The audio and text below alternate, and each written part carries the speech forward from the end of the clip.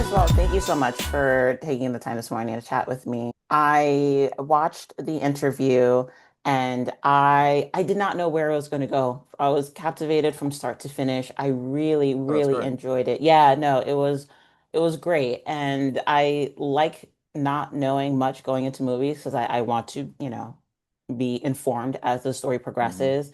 But this one I could not figure out what was going to happen next at all, which was for me very entertaining. So I kind of wanted to get into a little bit about the backstory and what inspired this, because I know you co-wrote it with Kai Kim. So yeah, if you could tell me a little bit about what inspired the story and what made you want to tell us about Tyson. Well, it's funny because Kai and I were set up. A friend of mine, an EP, and writer Kyle Harimoto, a friend of mine I know through doing jujitsu. We're just, we were out training one day in Montana and hiking, and he was saying, yeah, you should probably do some action movie or something like that. This was coming out of COVID. Things were slow and nothing was really going on. He's like, you should probably, put something on tape and just show, your jujitsu skills or something like that, or just feature yourself as an action guy. You got some skills. Like, why don't you try to do that? And I was like, yeah, that's a great idea. I'd love to do that. And Kyle arranged the meeting with Kai. He's like, well, I know a director who wants to get into action, but he doesn't have any tape of that either. Right. And why don't you two pair up and see if you can come up with something? And I was like, great, I'll take the meeting. And and yeah, and so we kind of I just met a couple times and really hit it off. Talked about all kinds of things and our, love of action film, love of the John Wick series, love of martial arts, and just also shared frustrations with the industry and wanting to create some things and just kind of work around the system, so to speak, and just get some stuff out there. And so it was really a very synergistic relationship and very serendipitous on how I just happened to be randomly hiking in Montana, you know because that's where our jujitsu instructor moved to Montana.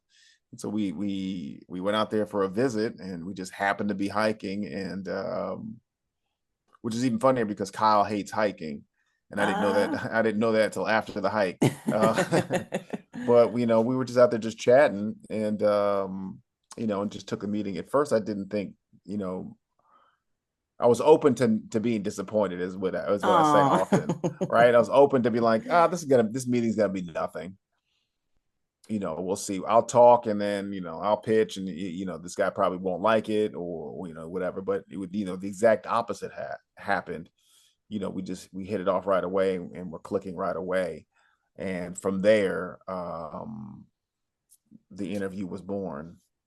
I think that's fantastic. And I think a lot of people, especially here in LA, can relate to coming out of COVID frustrated and like, okay, do I just sit around and wait for, the phone to ring, the email to come through, or can I get out there and make something happen?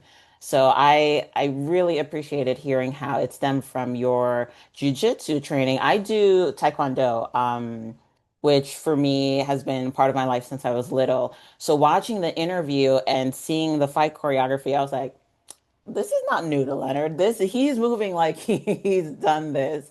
So I find that very, very impressive. I'm curious, what was the choreography training or rehearsals like for the film? Well, there were a lot of hours for that. A lot of, we were lucky enough to be paired up and had some excellent fight choreography uh, and fight coordinators who were able to help us with that. But the biggest obstacle, and they were able to find great stunt people who could help us, um, bring it all together. The biggest obstacle I found for me was, well, two things. One, because I was actively still practicing jiu-jitsu. I was I was injured for most of the time, Oh, just wow. from practice, and just kind of limping around.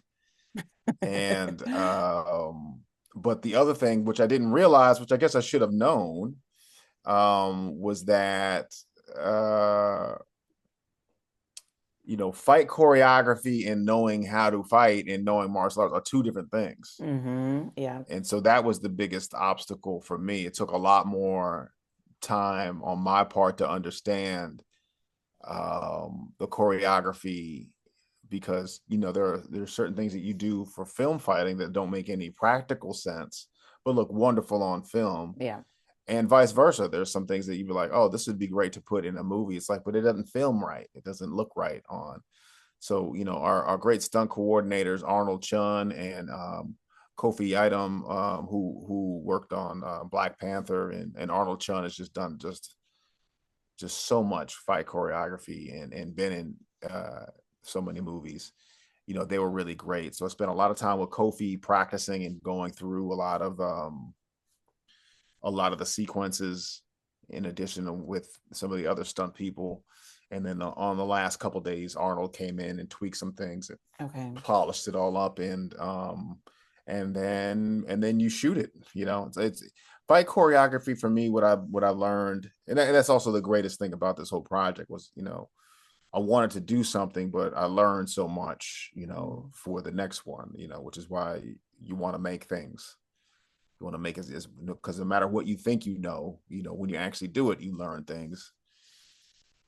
And I'm a real kinesthetic kind of learner. Like, I can't just read something and be like, I got it. Like, I have to do it, you know. Right. And the thing that I learned is, much like with writing, you write, when making a film happens several times. You write the script, you shoot the script, and then you edit the script. And then you write the script, you shoot the film from the script, and then you edit that film that you shot. And those are three different versions of the movie, right?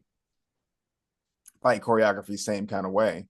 You have in your mind like what you want to do, you rehearse it, and then you get into the space and you try to execute on it, and that becomes something different. And then you try Mhm. to edit what you got, you know.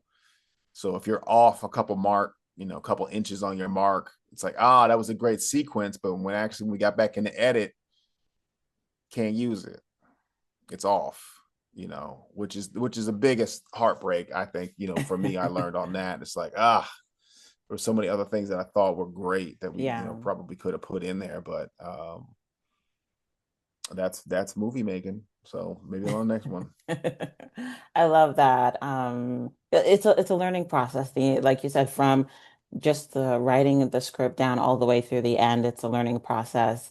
And it always is interesting to me to find out how that impacts you, what you take away from it, and then how you can use it in the next project moving forward. Mm-hmm. Which kind of leads me to my final question for you, which is what can we expect from you moving forward? Well, this project alone, became much bigger than I originally envisioned. Again, started off with just hiking with a friend of mine who happens to be a high level writer, pair you up with somebody else who wants to direct. I wanted to try some action. My vision, I thought we were going to get some iPhone rigs and do something in the park and do it really kind of simple, and just chop it up, and then I just have like, a little sample video to maybe show somebody. But I didn't know that I got paired up with somebody with a grander vision and ability to execute on that with Kai. And so, he really helped push it up to the next level. And so now it'll debut at the Micheaux Film Festival to on Friday, and we'll see what happens from there. Other than that, for me, I'll just continue doing what I do, which is just make things, and try to get better in the shadows. And there we go. Better in the shadows. I love it. Well, the interview certainly packed a lot of punches, pun intended. And it was, again, such a great watch. I really enjoyed watching it. And the ending I really did not expect Tyson to be like, you know what? Hey, it is what it is. And continue and move forward with it. But considering his background, I get it. So Well, yeah. for anybody that watches this or reads this article, I think the heart of the film just really shows that, like, in life, there's always certain challenges and things that you got to go through, and the world can see you one kind of way, and you could, see yourself another way. But I think, the path to really, happiness and success is really just trying to embrace what you are and stop trying to fight it. You Embrace know, where you are. Yes. whatever it Yes. is, embrace where you are, and then say, all right, now I know what to do. You know, this is me, and I'm gonna make this work. I love, well, what a great way to end that. That was inspirational. Well, Leonard, thank you so, so much. It was so nice chatting with you. So great seeing you. All right, well, great. Well, thanks again for reaching out, and Absolutely. spread the word. Oh, will do. Professional artists and professors. Maybe a nerd who's just like you, talking about the things that you like too. So I invite you to the NOC.